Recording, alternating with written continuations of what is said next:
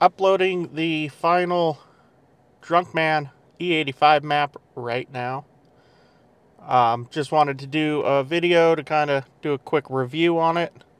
Once this is loaded up, we'll go rip around a little bit, film some of it. It's only going to be from interior shots right now. I don't have the time before work to get the 360 set up and going. Let's see what else. To the people who keep complaining about some trash on my floor, I added to it just for you. Camera angle might be a little goofy. I don't want to have this camera sitting right in my face when I'm doing these runs here, so it might not be the best camera work, but it is what it is. So once I get this finished loaded up, we're at 43%. I'll get into talking about it. Alright, so E85 is just stupid. It's stupid in the sense that it's fun and you're going to get in trouble with it. I'm letting the car kind of warm up here, just cruising right now, so I figured I'd just talk a little bit about Drunkmann's E85 tunes. I was running previously, before this tune, I was running his 91 custom map and E30 custom map. Then we got the STI transmission installed, and I wanted to up the power just a little bit. Nothing crazy, because we still gotta keep it within that safety range of the head bolts. Both Drunkmann and a couple other tuners have been seeing head bolts stretching once certain, full send power levels are getting there, and I don't want to deal with having to have head studs installed after dropping all the money on the STI transmission. That'd be dumb. So my goal was just, to try and hit 400 wheel horsepower and whatever torque that is gonna equate to. We don't know exactly if it's there yet. Virtual dyno on this car with the STI transmission swap is very odd. When I was doing it with the profile that I set up for this car under their WRX, in virtual dyno you have different like preset cars you can choose from, then alter them from there. The WRX setting, they obviously don't have the 22 WRX on there. We just used 25 and adjusted the final drive and the weights and all that. So when I took these numbers and put them into virtual dyno and adjusted the final drive again to match the STI final drive, it freaks out and says like close to 600 horsepower, which is just not true. Then I found that if you actually take the STI like preset profile and plug in the weights for this car, it'll get you a much more logical number. The last run set around 425. We're going to do another pull here on this final revision and see if that matches close to that. I know the head bolts start going when cars are seeing, I believe it was 450. So we just want to, stay closer to the 400 range.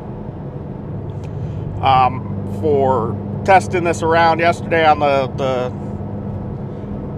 prior map or revision, it's a little rocket. At first I wasn't too sure if there was a difference between the E30 and the full E85 map because I was babying it, but once I got onto it, there's definitely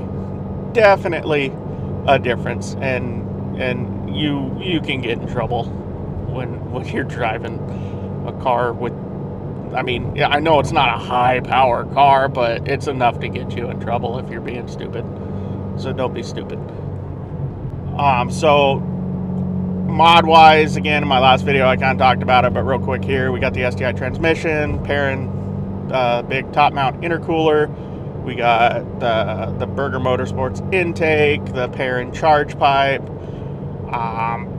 pretty sure that's about it. I mean, we got a catback exhaust, but that's not really gonna do much. That's it when it comes to like anything power wise. We got some other stuff on here that's more drivability and stability stuff.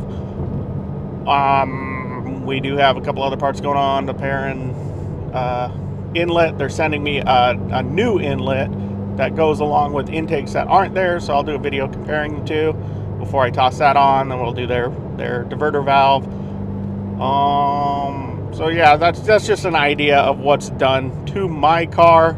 Street Inspired just showed a video on his E85 map. I think he got 380 on basically a bone stock car, which is very good. So I mean, with all I'm doing, or all I've done, I'm doing what, 20 more, or shooting for 20 more than he's doing. We are going to be putting it on a actual dyno. I found a local dyno right in the next town over, so I'm going to call them and set an appointment today to see what it's actually laying down, then send those logs over to Anthony, and he was going to kind of just check them out because they're going to be a little cleaner than street pulls. So yeah, this should be warmed up here soon. There's a couple side streets I like to go down, and we can get some rips on, so we'll start up there again.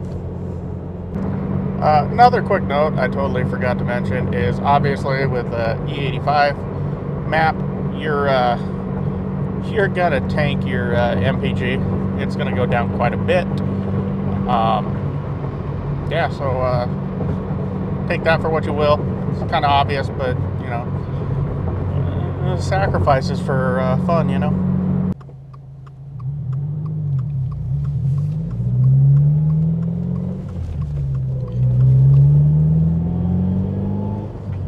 Now that we're, you know, here in Mexico.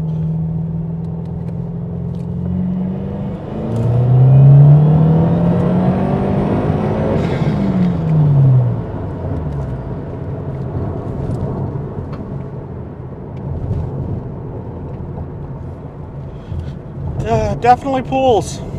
It definitely pulls.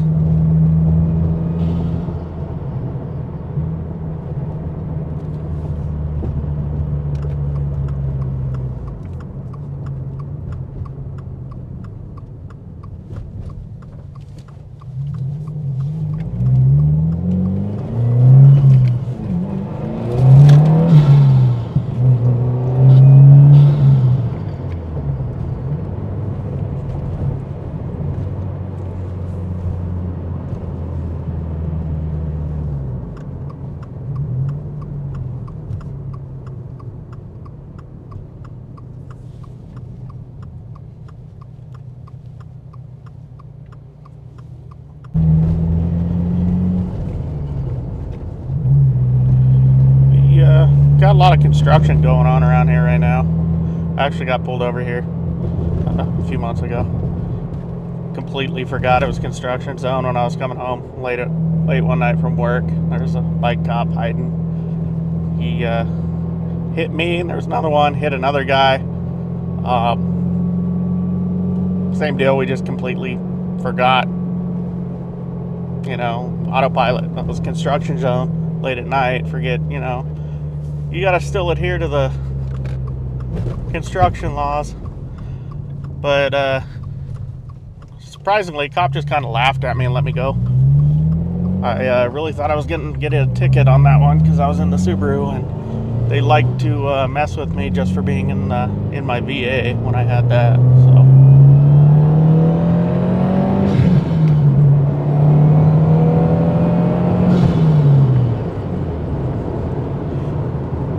Yeah, I'm gonna say this is easily the most fun map so far. Again, I don't have plans really to go higher than this, unless I get spend happy at some point and put some head studs on it. But even then, at that rate, we're pushing this little turbo pretty damn hard, so we'd want to go up to a larger turbo. And I know ETS has their kit out, but that thing's like $6,500 bucks, and that's a lot. So I'm gonna cut it here because now I gotta have my long drive to work. So like I said, we're gonna be doing a dyno video. I'm gonna call them today, see when I can get in there.